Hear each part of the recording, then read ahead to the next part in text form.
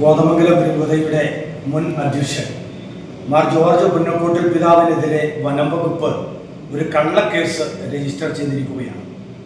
പഴയ ആലുവ മൂന്നാർ രാജപാത അത് തുറന്നു നൽകണമെന്ന് ആവശ്യപ്പെട്ടുകൊണ്ട് ആയിരക്കണക്കിന് ആളുകൾ പങ്കെടുത്ത ജനകീയ മാർച്ച് കഴിഞ്ഞ ഞായറാഴ്ച പൂയംകുട്ടിയിൽ നടക്കുകയുണ്ടായി. ബഹുമാനപ്പെട്ട ജനപ്രതിനിധികളോടൊപ്പം 89 വയസ്സുള്ള അഭിവന്ദ്യ പുന്നക്കോട്ടിൽ പിതാവും ആ ജനകീയ പ്രതിഷേധ യാത്രയിൽ പങ്കെടുത്തു. അതിന് പ്രതികാര നടപടി എന്ന രീതിയിലാണ് വനംവകുപ്പ് ഇപ്പോൾ കേസെടുത്തിരിക്കുന്നത്.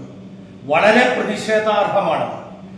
റവന്യൂ രേഖകൾ പ്രകാരം, പൊതുമരാമത്തിന്റെ രേഖകൾ പ്രകാരം അത് റോഡാണ്. വനംവകുപ്പാണ് ആ റോഡ് കയ്യേറിയത്. വനംവകുപ്പാണ് ആ റോഡ് കയ്യേറി ബാരിക്കേഡ് സ്ഥാപിക്കുകയും ചങ്ങലയിടുകയും ചെയ്തത്. ഇവിടെ റോഡ് കയ്യേറിയിരിക്കുന്ന വനംവകുപ്പ് അധികൃതർക്കെതിരെയാണ് യഥാർത്ഥത്തിൽ കേസെടുക്കേണ്ടത്.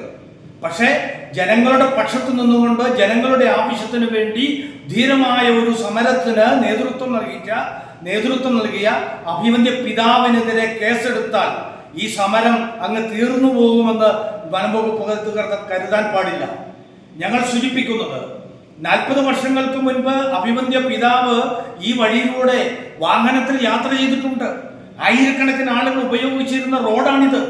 വനംവകുപ്പാണ് ഇവിടുത്തെ കയ്യേറ്റക്കാർ. ആ കയ്യേറിയ വനംവകുപ്പുകാർ ആ റോഡിലൂടെ നടന്ന ആളുകൾക്കെതിരെ കേസെടുക്കുക എന്ന് പറഞ്ഞാൽ ഇതെന്താ വെള്ളരിക്കപ്പെട്ടണമാണ്. ഇത് ഞങ്ങൾ അംഗീകരിച്ചു തരില്ല. ഞങ്ങളുടെ അഭിവന്ദ്യ പിതാവിനെതിരെ കേസുമായിട്ടാണ് മുന്നോട്ട് പോകുന്നതെങ്കിൽ ഒരു കാര്യം വളരെ വ്യക്തമായിട്ട് സൂചിപ്പിക്കുകയും, കത്തോലിക്ക കോൺഗ്രസും KCYയും ഉൾപ്പെടെയുള്ള രൂപതയിലെ സംഘടനകളും വിശ്വാസികളും തെരുവിലിറങ്ങും. ഞങ്ങളുടെ പിതാവിനെതിരെ ഈ നടപടികളുമായിട്ട് മുന്നോട്ട് പോയാൽ ഫോറസ്റ്റ് അധികൃതർ ഇതുവരെ കാണാത്ത സമരങ്ങൾ നിങ്ങൾ കാണും.